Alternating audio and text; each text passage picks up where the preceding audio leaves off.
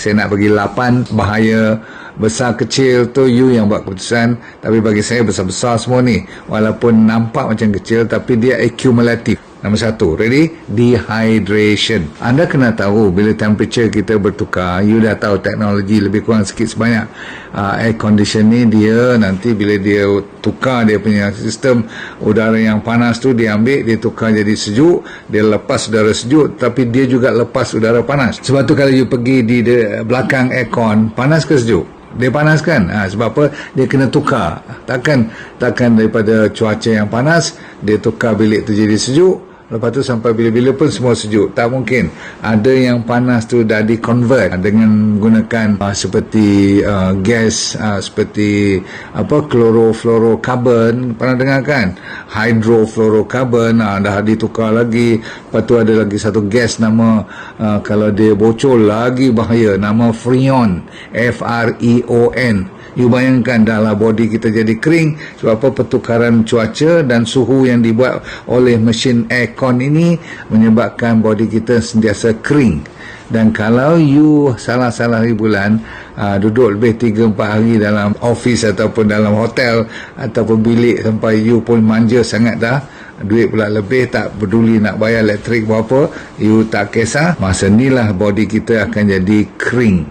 Dan kalau kita tak minum air mencukupi, you akan sentiasa dehydrated. Bila kita jadi dehidrasi ataupun kekeringan badan kita, terutama sekali belah dalam, luar kita tengok boleh guris, tukar warna kulit jadi putih-putih tu, kering lah tu kan. Tetapi yang penting dalam kalau kering, terutama sekali buah pinggang dan usus kita, jantung kita, semua blood pressure kita, semua perlukan air yang mencukupi. Jadi itu nombor 1. So, kalau nak duduk aircon, kena letak air sebelah muka you ni. Sejam sekali kena minum sekurang-kurangnya, katakan 200 ke, at least 100 ml. Baik, nombor 2. Ramai kanak-kanak sekarang pun, kalau dia memang nak sejukkan kawasan dalam rumah dia sebab anak-anak dia punya pasal, tetapi anak-anak dia tak peduli, bukan dia yang bayar. 1. Nombor 2, dia dah biasa dengan sejuk. Kalau you tak sejukkan bilik dia, dia mengajuk.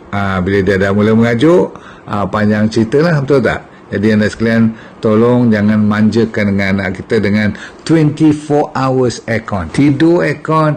Saya beritahu kat you, saya juga mampu bayar duit elektrik semua. Tapi disebabkan oleh kesihatan ni, you tak boleh biarkan body kita manja dengan aircon. Sebab bila you buat dengan aircon tak aircon, cuba you tengok pagi-pagi kalau you bangun dengan buka aircon dengan tak buka aircon masa tidur. Ada tak rasa kering bibir? Tak apa juga, kering tekak. Ini yang menyebabkan kanak-kanak senang, walaupun dia nyenyak tidur, tapi dia senang kena cough and cold, batuk dan sesama. Kan batuk dan sesama merupakan penyakit kanak-kanak yang biasa-biasa je orang kata, tapi sebenarnya tak biasa dan you tak perlu. Sebab Tuhan tak pernah jadikan kita untuk sakit. Saya ulang, Tuhan tak pernah jadikan kita untuk sakit. Tuhan jadikan body kita perfect, kecuali kalau dia dah duga ibu bapa dengan anak-anak yang special children. Tapi 99% yang lain tu macam mana? Kita yang menzalimi diri sebab tengok cough and cold, you kata normal, padahal rupanya pasal aircon je. Ni aircon yang baru tau, saya tak cerita aircon lama lagi. Nah, sekarang tiba masanya kalau aircon tu dah menjadi budaya hidup you akan bertukar wajah daripada panas siangnya, okey, sedap badan, no problem. Malam langsung tak mau buka tingkap, langsung tak mau bagi circulation of air. Saya kata minimum berapa kali? 6 hingga 10 kali kan. Udara yang harus diedarkan dalam bilik menggantikan udara lama sebanyak 6 hingga 10 kali minimum untuk menjadikan bilik itu sehat. Mesti berputar. Okey, udara yang bersih mesti masuk menggantikan udara yang dah basi. Yang pentingnya kalau aircon ni, dia rotate, dia roll, kadang-kadang dia sangkut balik dalam filter.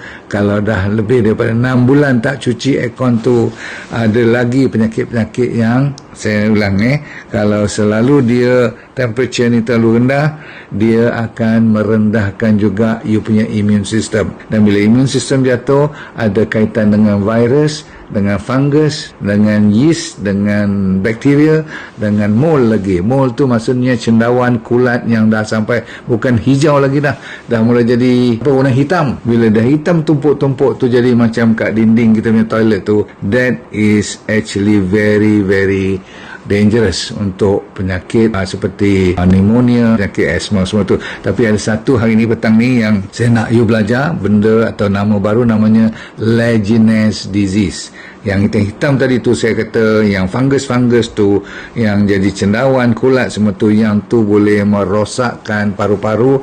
Ada satu penyakit Legionnaires. Legionnaires ni datang daripada satu jenis bakteria, kebetulan namanya Legionella. Nama dia sedap, Legionella.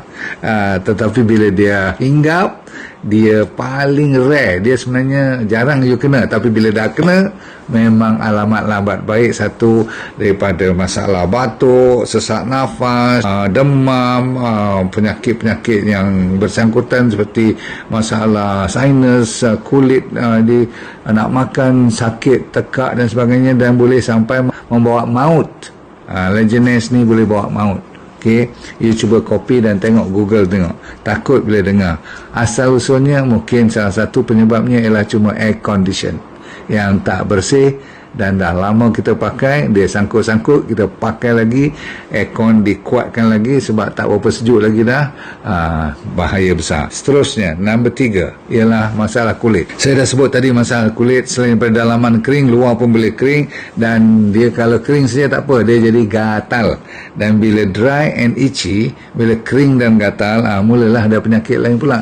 Bila budak-budak dah mula garu, dah ada naik eczema, dah naik tak jaga juga dengan makanan, dengan gaya hidup, dengan iPad, dengan semua electromagnetic frequency. Masya Allah, zaman sekarang ni kat office pun sama, kita ni yang dah dewasa pun asyik pakai je dengan EMF, electromagnetic frequency, dengan masalah aircon, suhu yang bertukar, dengan cuaca, body cream pun tak pakai, maka kulit boleh jadi sampai eczema, jadi autoimmune pula nanti. Baik, nombor 4 ialah asma dan alergi. Alahan dan attack asma. Asma you tahu sangat-sangat boleh bawa maut juga kan. So walaupun kita melawak, dicampur pula nanti. Kalau asma biasa bolehlah pakai puff kat rumah, telan-telan Ventolin, apanya puff tu kan, semua tu telan ubat je sikit-sikit sebanyak. Tetapi kalau dah emergency kena bawa pergi hospital, itu tak apa juga. Tapi kalau dicampur dengan alergi, ini yang jadi masalah besar. You akan dengar rumah tu ramai orang akan bersin, tapi you kata rumah I no problem, comfortable, no problem. Saya cerita ni kalau yang mereka yang kena, yang tak kena buat apa nak cerita. Tapi dia tak kena sekarang, tapi mungkin dia kena 3 tahun kemudian. Sebab lagi lama lagi berumur, lagi lama lagi manja, maka kita tak buka lagi juga tingkap langsung. Walaupun siang kalau ada waktu matahari tengah terbit tu kan, saya kata buka tingkap biar cahaya tu masuk. At the same time dia kena panas, at the same time dia keringkan kawasan yang lembab disebabkan oleh air condition yang terlalu lama. Masalah nombor 5 ialah dia panggil dry eye. Mata, hidung dan tekak, ENT, ear, nose and throat problem. Memang doktor-doktor ENT laku kalau you selalu pakai aircon terlalu lama. Sebab apa? You not only get dry eye, you akan dapat mata jadi dry. Yelah, sebab aircon kan dia memang mengeringkan. Bila dry eye memang jadi gatal dan pedih dan merah. Jadi mata tak sihat, berair selalu, lepas tu dapat dry mouth, lepas tu dapat dry throat, semua jadi dry. So ini dipanggil dry eye syndrome. Banyak sangat masalah sampai jadi suffocated. Bila dah kering, semua kering, dia jadi tercekik kadang-kadang. Nombor 6 ialah apathy and lethargy. Apathy ni maksudnya rasa lemah, letih, lesu, tak bermaya. Apathetic maksudnya macam sedih je. Sedih tak sedih, dia kadang-kadang tak ada masalah apa-apa pun, tapi disebabkan suhu ni terlalu lama sejuk, kan. Dan sejuk kadang-kadang you tak boleh kontrol, terutama sekali di tempat-tempat yang you tak ada power nak buat keputusan, dan centralized pula tu. Dan selalu saya kata yang central aircon, kalau siapa tak hantar servis, bos-bos ataupun founder. Jadi kalau aircon tu tolonglah panggil serviceman yang berkala, yang dah memang you sign kontrak setahun katakan 2 kali, dia mesti datang, mesti cuci, dan masa cuci tu you mesti keluar daripada office tu, jangan duduk kat situ. Biar sejam pertama bila aircon keluar tu jangan you hidu dia, sebab you tak percaya kata I, baru lepas aircon atau tengah aircon tengah di testing tu, you tak payah duduk kat situ. Itu yang kalau boleh jangan dekat langsung, sebab gas yang dipakai baru dia nak test atau baru dia lepas, you masuk tak sabar-sabar nak sambung buat kerja, buat kat luar, cari pokok ke apa, sebab lama you tak kena oksigen daripada pokok yang daun yang menghijau tu, yang tu yang the best sebenarnya. Tapi you tak, kita tak. Sebab apa? Kita modern. Letargi tu letih lah kan, rasa macam tak bermaya. Apa sebabnya? Sebab bila aircon ni terlalu lama dah kita pakai, ataupun aircon tu pun mesin dah mula nak rosak dan sebagainya, you punya oksigen dah rendah. Okey, dan bila oksigen rendah dan campur pula dengan dehydration, cantik. Nombor 7, pening kepala dan migraine. Blood pressure pun kadang-kadang boleh naik. Di headache dengan migraine sudah. Okey, ada setengah orang dapat tinnitus lagi. Tinnitus ni maksudnya berdengung telinga lagi. Semua-semua ni ada kaitan dengan kekeringan. Dan apabila berlaku nombor 8 last sekali ialah respiratory problem, lebih besar.